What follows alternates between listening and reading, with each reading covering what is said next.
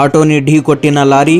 రామారెడ్డి మండల్ గర్గుల్కు చెందిన ఓ కుటుంబం ఆటోలో వెళ్తుండగా సదాశివనగర్ మండల్ మల్లుపేట్ దగ్గరలోని తాజ్ ధాబా ముందు ఓ గుర్తు తెలియని లారీ ఆటోని ఢీ కొనడంతో ఆటోలోని కుటుంబ సభ్యులకు తీవ్ర గాయాలయ్యాయి.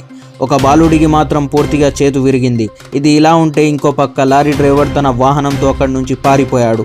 అంబులెన్స్ను సంప్రదించగా వెంటనే సంఘటనా స్థలానికి వచ్చిన ఆ 2 అంబులెన్స్లు దగ్గరలోని కామారెడ్డి ప్రభుత్వ ఆసుపత్రికి తరలించారు. కాగా ఇప్పుడు ఆ పారిపోయిన లారీ డ్రైవర్ ఆచూకీ తెలియాల్సి ఉంది.